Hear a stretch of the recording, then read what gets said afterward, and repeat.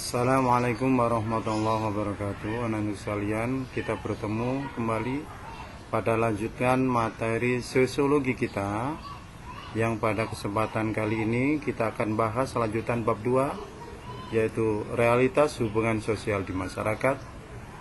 Yang pada pertemuan kedua pada bab 2 ini kita akan bahas tentang hubungan sosial, proses hubungan sosial.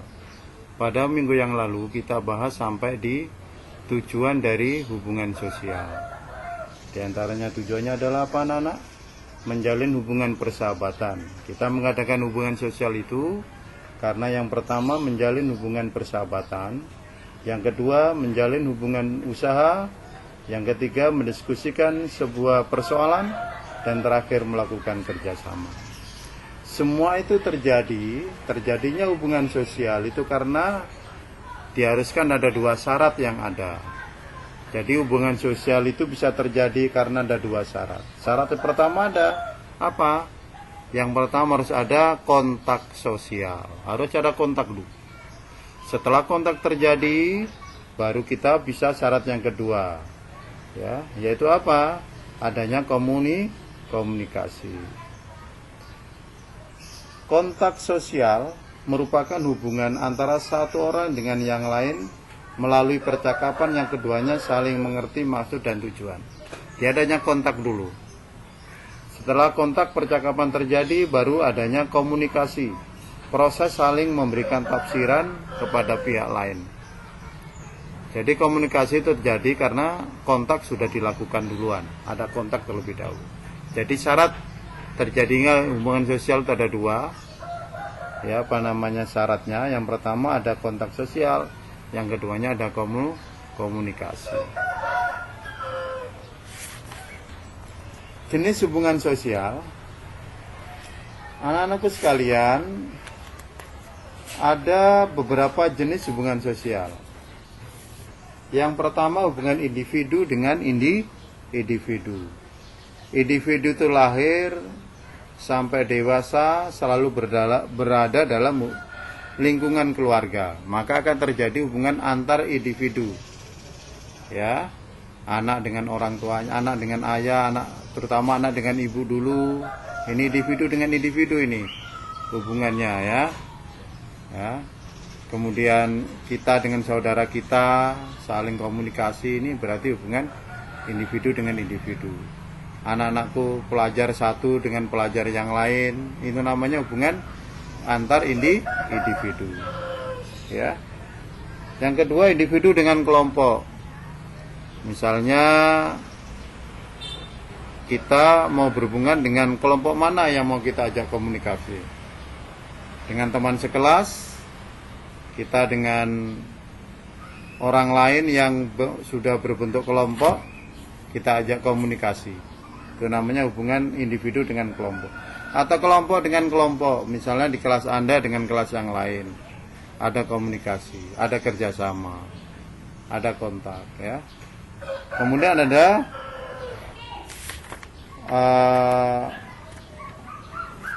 kelompok dengan kelompok, ya. Antar individu dengan kelompok, kelompok dengan individu, mungkin dibalik begitu, dan kelompok dengan kelompok yang lain, ya. Jadi jenis hubungan sosial ada yang mengatakan 3 macam, ada berjenis 4 macam, ya.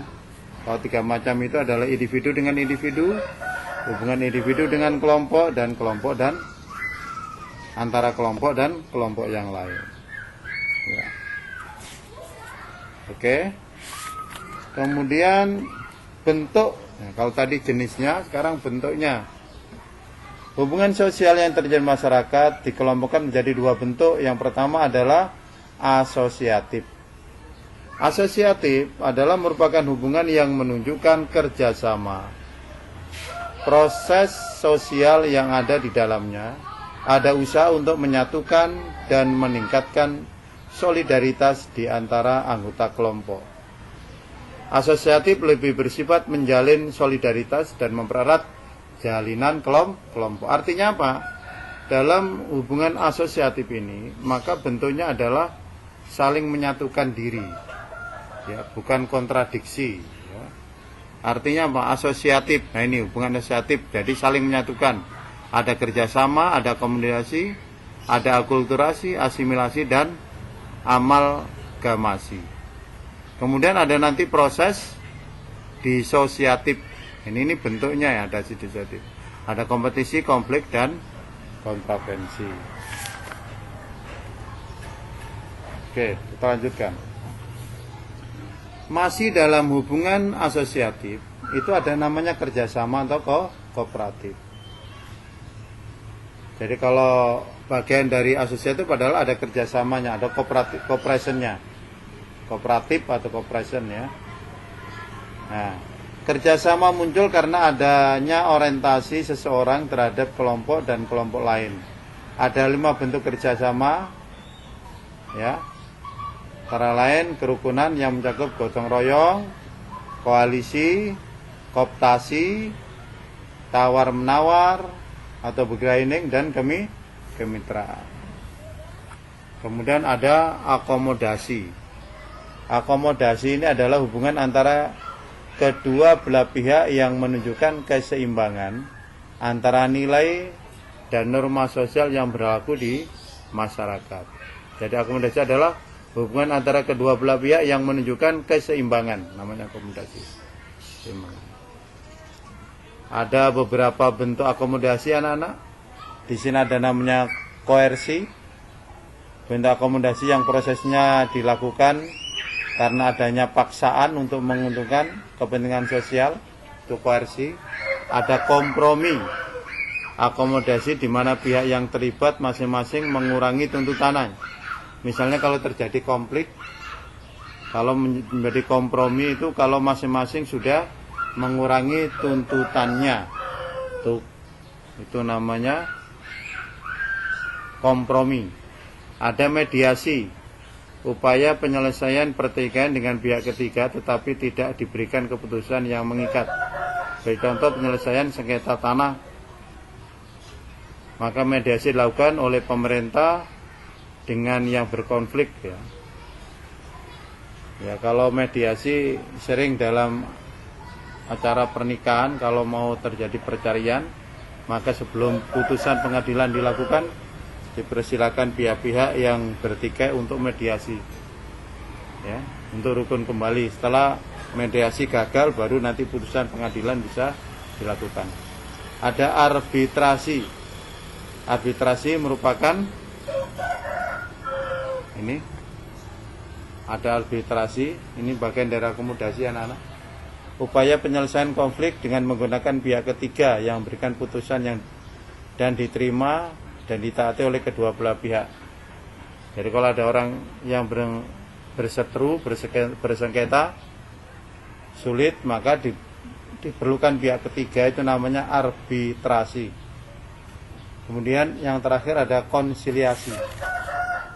Ya. Konsiliasi adalah suatu usaha untuk mengendalikan konflik dengan menggunakan lembaga-lembaga tertentu yang memungkinkan bagi masing-masing pihak yang bertikai. Kemudian ada stalemate ya, stalemate ya merupakan suatu keadaan di mana pihak-pihak yang bertentangan memiliki kekuatan yang seimbang.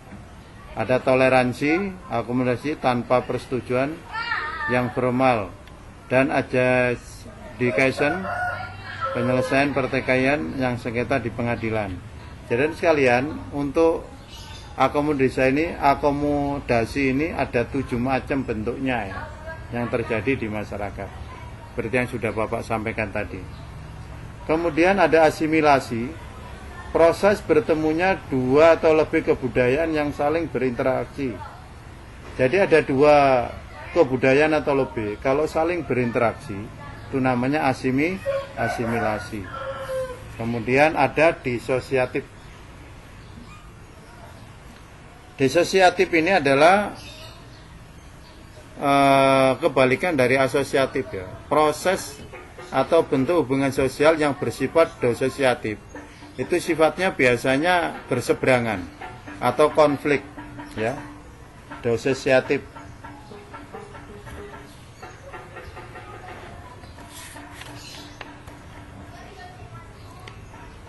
Dalam kamus sosiologi, disosiatif adalah proses sosial yang cenderung membawa anggota masyarakat ke arah perpecahan dan merenggangkan solidaritas di antara anggotanya. Jadi kalau disosiatif itu, kalau asosiatif tadi membawa kerukunan, kalau disosiatif itu anak-anakku sekalian itu membawa kerenggangan yang membuat orang anggota di dalamnya itu selalu bersifat renggang, yang sifatnya konflik kok ya. Nah, disosiatif ini macam-macam bentuknya, ada yang dikarenakan kompetisi atau persaingan, competition. Persaingan ya. Ini ada beberapa istilah persaingan. Yang kedua bisa karena konflik. Bisa karena konflik. Yang ketiga terjadi karena apa? Karena kontravensi atau contravention. Baik, sekarang persaingan. Persaingan merupakan suatu proses sosial di mana individu dan kelompok yang bersaing mencari keuntungan. Biasanya ada beberapa fungsi dari persaingan. Kenapa orang mau bersaing? Ya, orang itu bersaing yang pertama dapat menyalurkan keinginannya bersifat kompetitif. Dia ingin bersaing karena kompetitif ya. Karena apa? Karena ada keinginan yang diinginkan sehingga dia mau berpacu secara kompetitif. Hanya kompetisi. Yang kedua, alat untuk mengadakan seleksi sosial. Artinya apa? Dengan persaingan akan muncul nanti orang-orang yang kuat dan orang-orang yang tidak kuat. Orang-orang terpilih dan yang tidak terpilih, begitu loh maksud. Orang-orang yang muncul diseleksi sendiri, terbaik dan yang kurang baik dan seterusnya. Itu kompetisi. Itu hasil dari kompetisi yang diinginkan. Alat untuk menyaring warga golongan karya dalam pembagi kerja. Menyaring warga golongan karya dalam membagi kerja. Dengan kompetisi maka akan muncul pekerja-pekerja dengan kelompok-kelompok tertentu. Ini kompetisinya tinggi, ini sedang, ini rendah, itu kelompok kerjanya begitu. Sebagai alat untuk mengadakan seleksi sosial. Sosial akan menyeleksi sendiri. Kemudian kontravensi. Bentuk kontravensi lagi meliputi provokasi, namanya kontravensi ya. Kontravensi itu apa? Kontravensi itu yang berarti menghalangi atau menentang. Kontravensi merupakan proses sosial yang berada di antara persaingan dan pertentangan atau pertikaian. Jadi kalau ada persaingan, pertentangan dan pertikaian, maka biasa ditandai dengan kontravensi atau pertentangan. Ya. Bentuknya macam-macam, bisa menghasut, mengfitnah, mengintimidasi, itu bentuk pertentangan. Ya. Munculnya kontravensi dilatar belakangi oleh beberapa faktor. Yang pertama adanya perbedaan antara satu dengan yang lain. Adanya perbedaan kebudayaan, timbulnya bentrokan kepentingan, adanya perubahan sosial dan sebagainya. Itu kontravensi. Terakhir pertentangan. Pertentangan merupakan suatu proses sosial di mana individu maupun kelompok berusaha untuk memenuhi tujuannya. Itulah ya pertentangan. Bapak sekalian, dalam pertentangan ini penyebabnya adalah adanya perbedaan antara individu satu kelompok dengan kelompok lain atau satu individu dengan individu lain. Adanya perbedaan kebudayaan, adanya perbedaan kepentingan, dan adanya perubahan sosial. Itulah penyebab-penyebab pertentangan. Dampaknya, pertentangan dapat memberikan dampak diantaranya adalah bertambahnya solidaritas in group atau dapat sebaliknya. Bisa bertambah solidaritasnya dalam grup, bisa juga berkurang. Ya, in grupnya itu, kelompok di dalam grup itu. Misalnya dengan pertentangan kita bisa solidaritas kita bertambah atau berkurang. Dampak yang kedua adanya perubahan kepribadian. Dampak ketiga adalah adanya akomodasi dan dominasi dari pihak tertentu.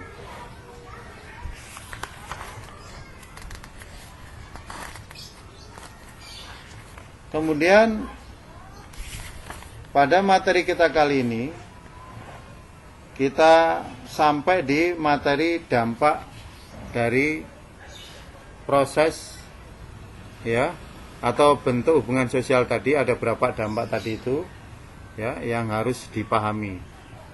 Oke. Begini dampak dari proses ya. Dampak hubungan sosial ada dampak positif dan dampak negatif. Dampak positifnya dari hubungan sosial itu akan terbentuk ini keteraturan, ya namanya hubungan ya. Positifnya pasti akan teratur, ya kan gitu. Karena masing-masing mengambil keuntungan, ya maka akan terjadi keteraturan sosial.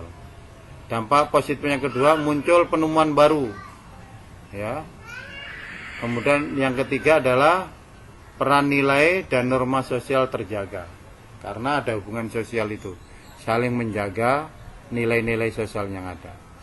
Sedangkan dampak negatifnya timbul solidaritas sosial yang berlebihan.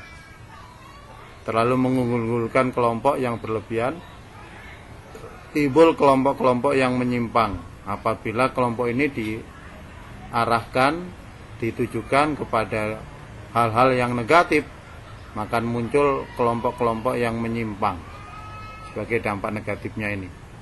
Oke, bisa dicarikan contoh masing-masing itu. Karena kalau yang jadi tugas kedua kita adalah ini ya anak, proses dalam hubungan sosial berjalan lancar. Ada dua syarat sudah sampaikan Bapak sampaikan tadi. Jenis hubungan sosial, contoh hubungan sosial dua bentuknya, bentuk-bentuk yang ada asosiatif, diantaranya apa, disosiatif antaranya apa. Ada dua hubungan sosial yang positif dan negatif, masing-masing buatkan contoh masing-masing, jadi nama aja soalnya. Baik anak sekalian, ini tugasnya untuk bab 2, tugas yang kedua ini. Nanti mohon dikumpul sepatnya. Terima kasih. Kita akan bertemu pada materi berikutnya.